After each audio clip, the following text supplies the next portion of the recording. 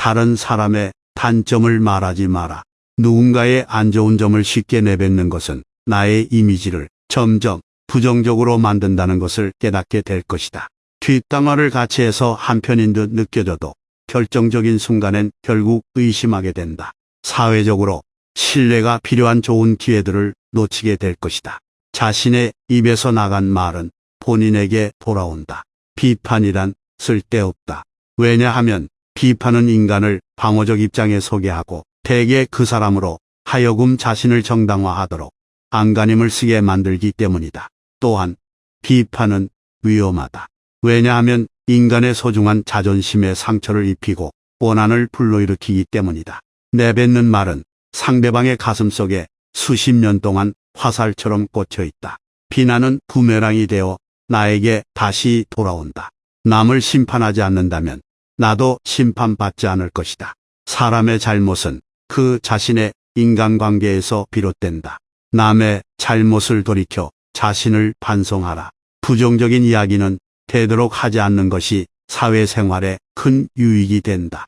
상대의 의견에 반대하거나 잘못됐음을 가르쳐 주어야 할 때도 직설적으로 말하지 말고 상대가 잊고 있던 사실을 우연히 떠올린 것처럼 은근슬쩍 재치 있게 말해라. 가까운 친구나 가족에게도 충고하면서 이게 다 너를 위해서 하는 말이야 라고 하는 것은 실상은 너는 틀렸고 나는 맞다라는 뜻이다. 우리는 다 개인의 사정이 있기 마련이다. 공감해주고 들어주는 걸로 충분하다. 부정적인 말, 뒷담화, 불필요한 조언뿐 아니라 충고도 함부로 하지 마라. 나의 사생활을 필요 이상 말하지 마라. 시간이 지나면 인간관계는 계속해서 바뀐다. 지금은 아주 가깝지만 몇 년 뒤는 어떻게 될지 모르는 게 사람 사이다. 어떤 관계도 영원할 수 없다. 만약 나의 깊은 사생활을 다 아는 사람과 관계가 안 좋았으면 골치가 아플 것이다. 자신의 얘기를 많이 하게 되는 순간 내 의도와는 다르게 읽는 게 많아지는 걸 경험하게 될 수도 있으니 주의해야 한다. 사람은 누구나 이기적이기에 타인의 고통에는 둔감하다. 따라서 당신의 사생활이 흥미롭다면 이를 진심으로 걱정하고 위로해 주는 것이 아닌 주위로 퍼져 심심풀이로 소비되거나 언젠가 나에게 비수가 되어 돌아올 뿐 나에게 이득이 되는 경우는 드물다. 특히 안 좋은 습관이나 가정사는 더욱 타인의 판단과 비판에 노출되지 않게 조심해라. 삶의 특정 부분을 비밀로 유지하는 것은 더 품위 있고 존중받아야 할 대상이라는 인식을 줄 것이다. 나의 약점을 말하지 마라. 말은 한 사람의 입에서 나오지만 천 사람의 귀로 들어간다. 질병은 입을 쫓아 들어가고 화근은 입을 쫓아 나온다. 어쩔 수 없이 약점을 얘기해야 할 때도 결코 전부를 드러낼 필요는 없다. 우정이 깊지 않다면 깊은 대화를 나누지 말라. 자신과 관련이 없는 말은 하지 말아라. 한 번 입으로 내뱉어 버리면 두 번 다시 주워 담을 수 없기 때문에 항상 조심해야 한다. 눈치를 보라는 것이 아니라 최소한 내가 이 말을 해도 적절한가라고 자신에게 물어보고 해야 한다는 것이다. 수다쟁이처럼 말을 많이 한다고 인기가 좋은 것도 아니고 인정을 받는 것도 아니다. 괜한 한마디의 실수가 그대가 만들어온 이미지와 명예를 닦아내릴지도 모른다. 들려주어도 괜찮은 말이 있고 감추는 것이 나은 이야기도 있다. 어떻게 해야 할지 판단이 서지 않을 때는 먼저 주의 깊게 다른 사람들을 지켜보면서 때를 기다려라. 사람들을 관찰하며 한 번 더 생각하면 공개해도 좋을지 비밀로 해야 할지가 분명해지기 마련이다. 씁쓸하지만 인간은 타인의 약점을 통해 위안을 얻고 자신도 모르는 새 은근히 즐긴다. 약점은 다른 누군가의 도움을 받아서가 아닌 스스로 극복해야 하고 스스로 극복할 수 있음을 명심해라. 자신을 자랑하지 마라. 신이 인간에게 한 개의 입과 두 개의 귀를 준 것은 말하는 것보다 두 배 더 많이 들으라는 이유에서다. 무심코 내뱉은 자랑이 뜻밖의 오해를 부르거나 상대방에게 질투의 대상이 되는 경우가 많다. 그 상황을 책임져야 하는 사람은 자랑을 내뱉은 바로 나 자신이다.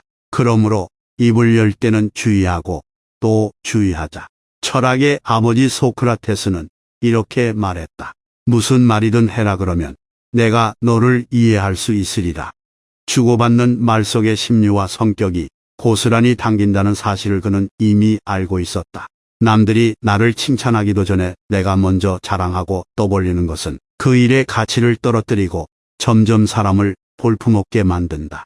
만날 때마다 자기 자랑만 늘어놓는 사람을 보면 반감이 생기지 않던가. 당장은 필요에 의해 곁에 있더라도 원래 떠날 사람들을 포함해 좋은 사람도 당신을 떠나게 될 것이다.